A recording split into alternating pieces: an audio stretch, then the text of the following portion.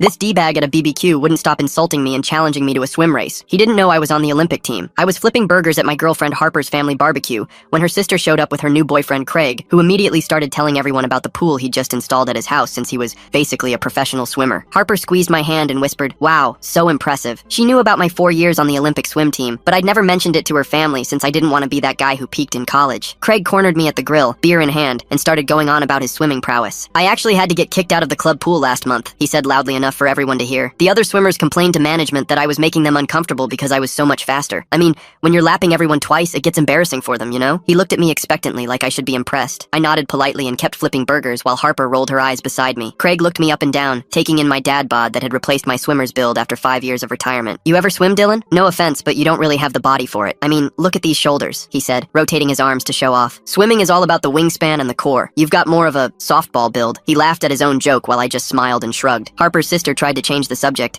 but Craig was just getting started. "It's not your fault, man. Black guys just aren't built for swimming. It's a scientific fact. Something about bone density or muscle fibers. That's why you never see them in the Olympics." Harper's jaw dropped and she started to say something, but I touched her arm gently and whispered, "Let him talk. This is actually hilarious." Craig must have taken my silence as agreement because he kept going. "I'm not being racist, it's just biology. Like, when's the last time you saw a black swimmer win anything? Michael Phelps, Ryan Lochte, all the greats are white. It's just how it is." He shrugged like he was doing me a favor by explaining this. Even Harper's dad looked uncomfortable now, but I just kept that same easy smile on my face. After a few beers, Craig decided to demonstrate his perfect butterfly form on the grass, flopping around like a fish while explaining his technique. "See, Dylan? It's all about the dolphin kick. I bet you don't even know what that is. My coach said I had natural talent you can't teach. Some people got it, some don't." He stood up, grass stains on his polo, completely serious about his performance. When Harper mentioned I used to swim in college, Craig laughed so hard he nearly choked on his beer. "Community college had a swim team? That's cute. Let me guess, you did the doggy paddle relay?" He turned to his girlfriend and said, "No wonder Harper's dating him. She always liked charity cases. Remember that guy with the limp?" Harper's face went red and she snapped, "Dylan went to Stanford, you ass." But I just smiled and said, "Harper, relax." Craig pulled out his phone to show everyone videos of him swimming, narrating each one. "This is me destroying everyone at my gym. See that guy I just lapped? He said he swam Division 3. Pathetic." Then he turned to me and said, "Dylan probably thinks the shallow end is an accomplishment. Different leagues, bro. I'm talking about real swimming, not whatever you did at the YMCA." The videos were clearly sped up, but I didn't bother pointing it out. The afternoon got worse when Craig started lying about his times, claiming he could swim a 50-meter freestyle in under 20 seconds, which would be a world record. "I never went pro because I make too much money in sales. Why make pennies swimming when I can afford my own pool? Dylan, what do you do again? Harper mentioned something about coaching kids. What do you coach them in, burger flipping?" He gestured at the grill and laughed. "That's sweet though, giving back to the community since you never made it yourself." I actually laughed at that one because the irony was too perfect. Finally, Craig had drunk enough to issue his challenge. He stood up, swaying slightly, and announced to everyone, "You know what? Let's settle this right now. Dylan, get in my pool and race me, right now. Unless you're scared to lose in front of your girl." He pulled off his shirt dramatically.